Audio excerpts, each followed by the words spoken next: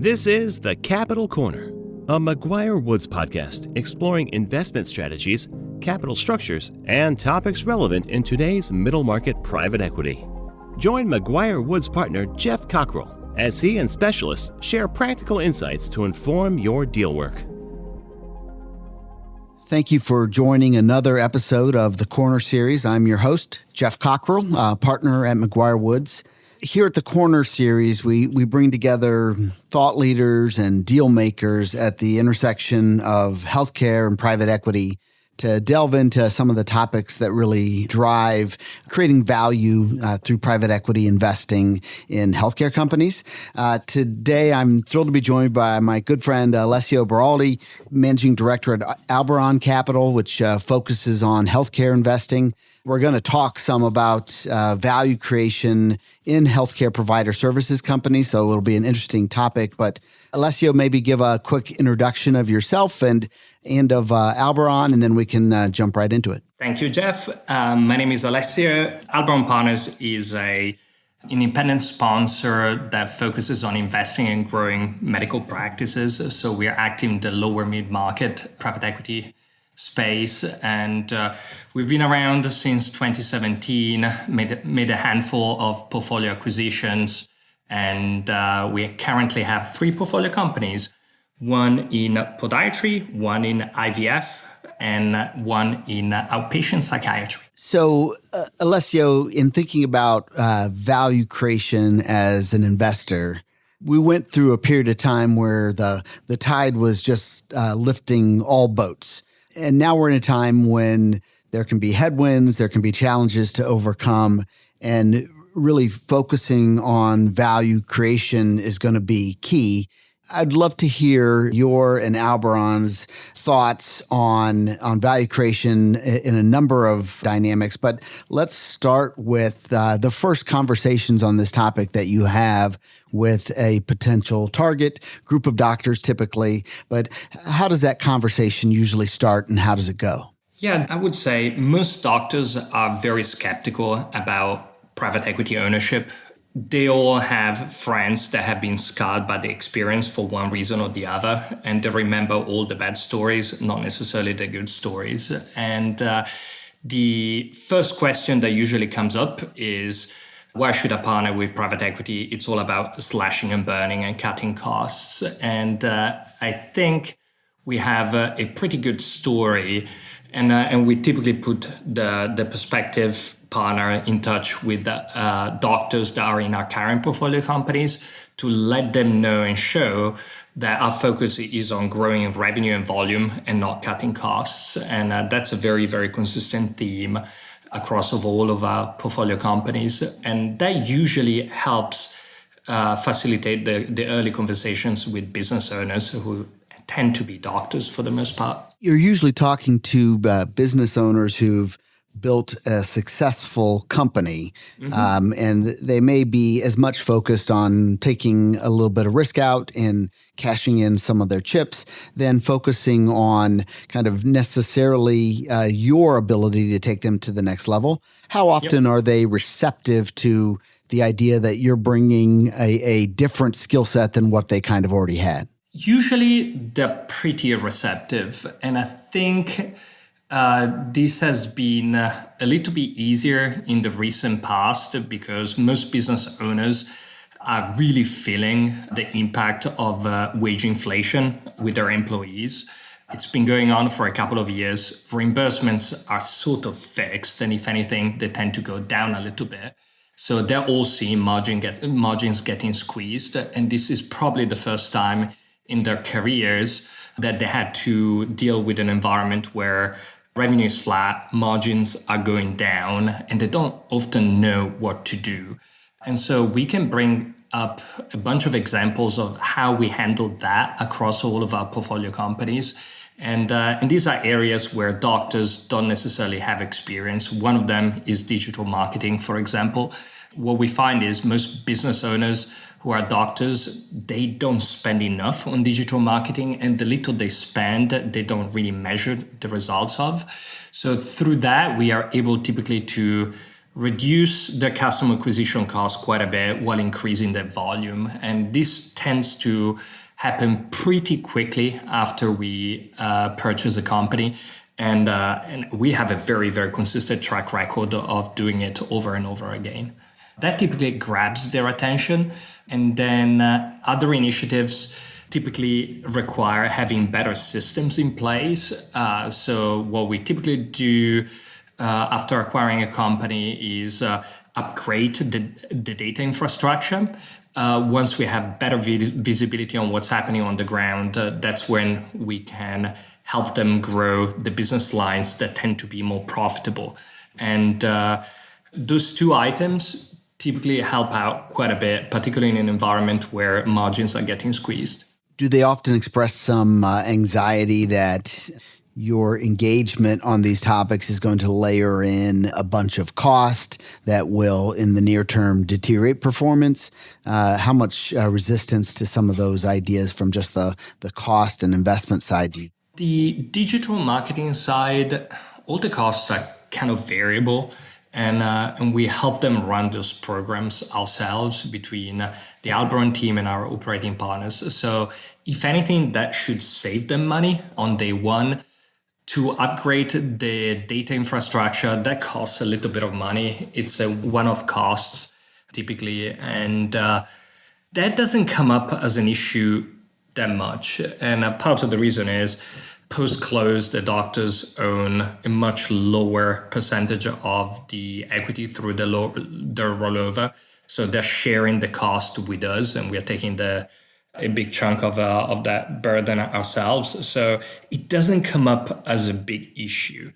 Depending on the size of the company, it's anywhere between 100 and 300K of costs upfront to upgrade the data infrastructure. And that's small enough that you can cover that with internally generated cash flow. When you do a transaction, you're usually kind of creating EBITDA by scraping some of the dollars that historically had gone to the provider owners, either through comp or distribution. And those are going to be migrating over in one form or another to the buyer side of the table. That can create some friction in provider alignment. How do you think of provider alignment through a couple lenses? First lens being kind of how local do you want their alignment in the context of some PE funds are looking to have kind of equity ownership at the top level. Some are looking to have it closer to things that they can influence. So starting first with kind of equity, how do you think of provider alignment from that perspective? So we've done it in every possible way, and we've learned each time the benefit and the negatives of each approach. So for example, in one of our portfolio companies, all the doctors have equity in the mothership, in the holding company, which is the consolidated entity. In other portfolio companies, we have doctors owning equity at the subco level. And there are benefits and negatives from both approaches.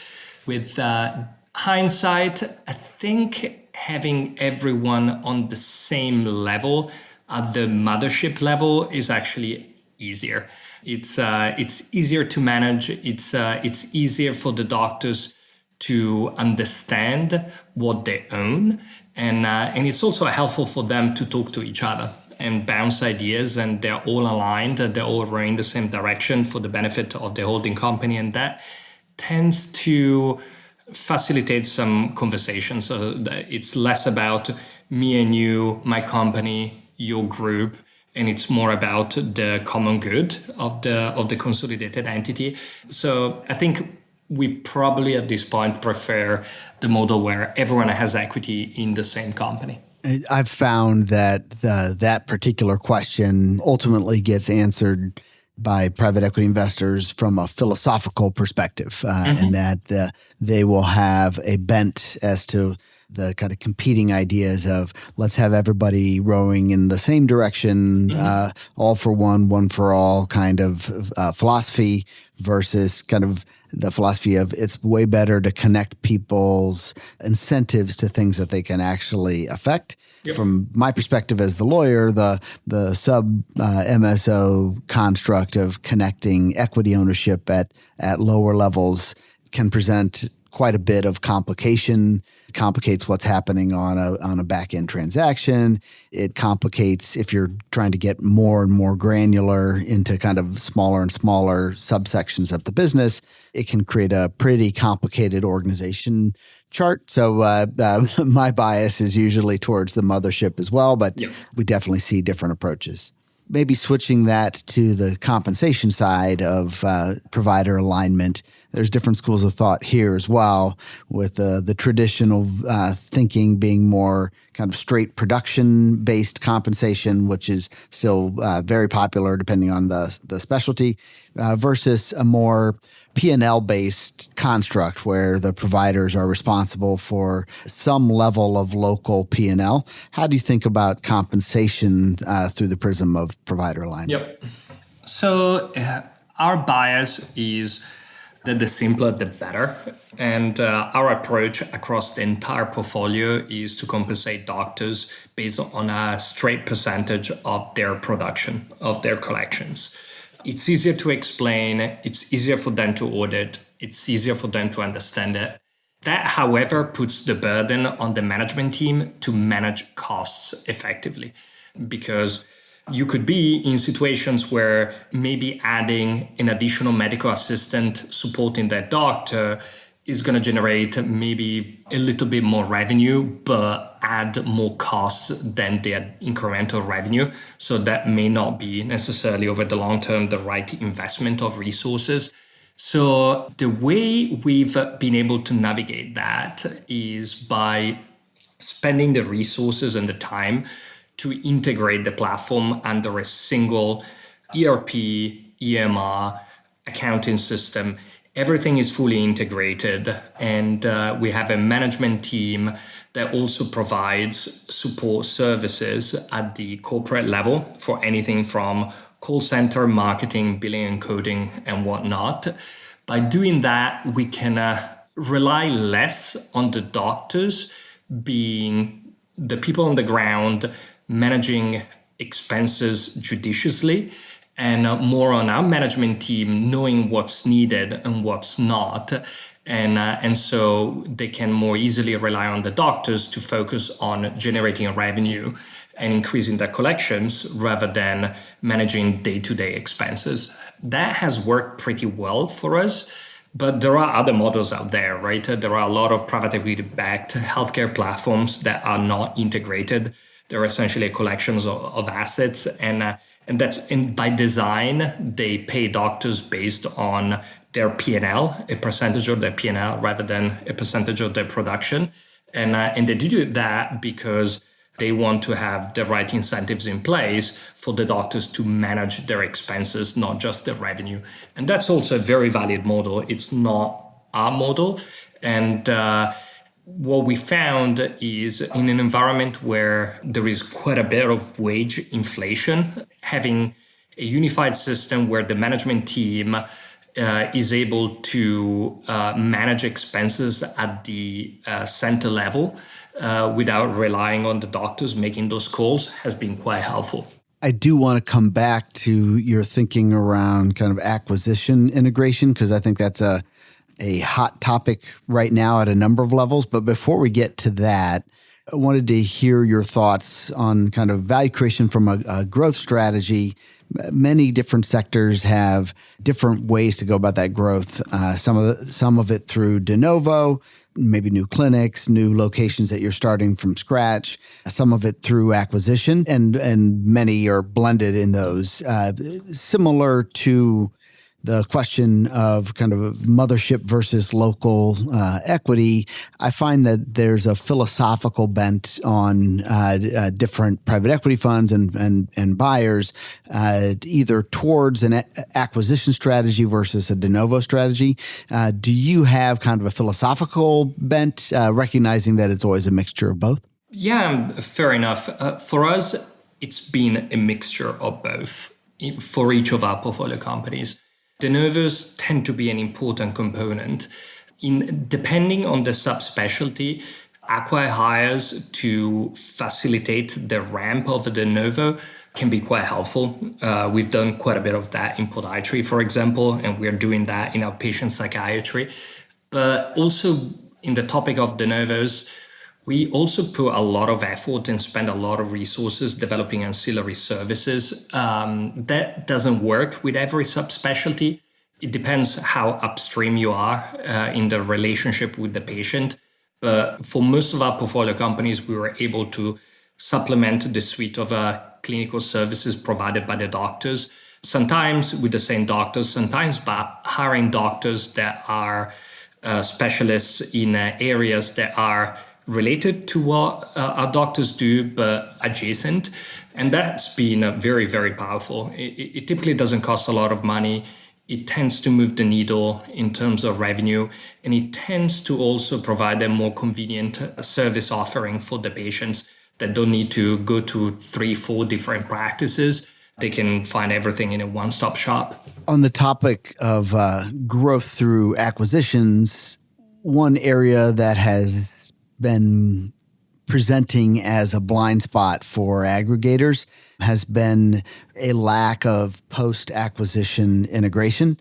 When you're trying to effectuate an aggressive acquisition strategy, the path of least resistance for acquisitions is to do acquisitions in a way where they, by and large, kind of can exist post-closing much like they did pre-closing. It makes it way easier to get the transaction completed. It lets you kind of skip along doing multiple acquisitions. But what has been presenting in some of these platforms is that the failure to have kind of centralized decision-making, policies and procedures, and indeed culture has been a real friction point, especially if the overall business encounters any headwinds. But increasingly, as upstream buyers of these platforms kind of acquire these only semi-integrated platforms, they're encountering lots of challenges. How do you think of kind of acquisition integration from that perspective? Yeah, again, a bias has been to integrate everything and put everything under one system as early as possible.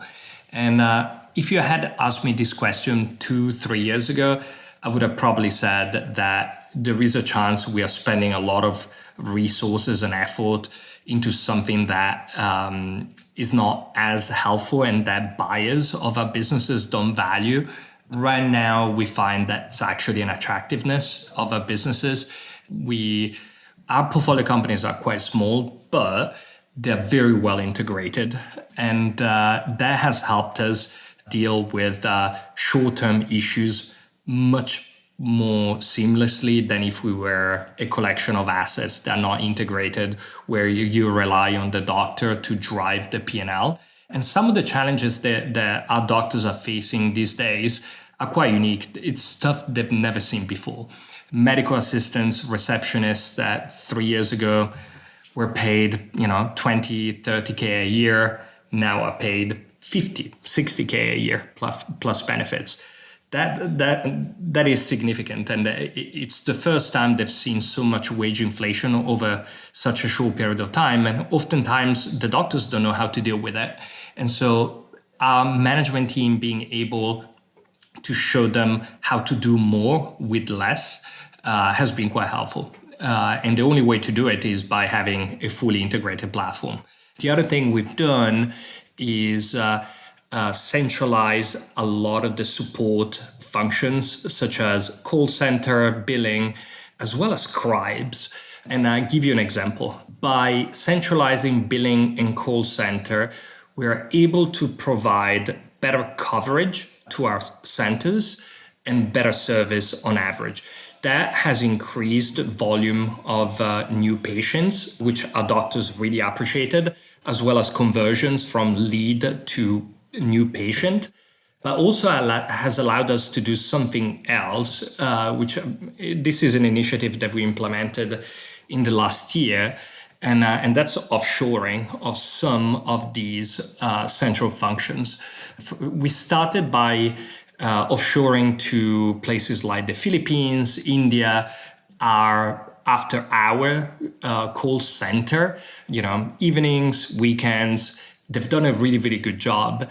And increasingly, as the platform grew and we needed to add had call center reps, instead of hiring them at our head office, we started hiring them offshore because they were delivering very, very good results.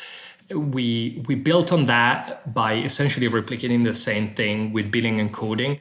There is a lot of time that billers spend on the phone waiting for someone at Blue Cross Blue Shield or one of the payers to pick up the phone and address their queries. We've essentially pushed a lot of that offshore, which has made our billing and coding center a lot more efficient. And finally, scribes. Scribes in the office can be expensive, and we essentially provide scribes to our doctors through a virtual assistant. Again, Philippines, India, all those initiatives, you're only able to implement them if you have an integrated platform with a centralized corporate office. And if you don't have an integrated platform, it's going to be really, really hard to take advantage of these opportunities. And that's been super helpful to our portfolio companies in the last couple of years. Alessio, I think Albaron does a great job of taking kind of small companies and configuring them in a way that they can grow. And that's certainly evidenced by the success you've had in your portfolio. And I'm sure a lot more success is yet to come. I want to thank you for joining me, Alessio. This really has been a ton of fun. Thank you, Jeff. Thank you for joining us on this installment of The Capital Corner. To learn more about today's discussion, please email host Geoff Cockrell at gcockrell@McGuireWoods.com. We look forward to hearing from you.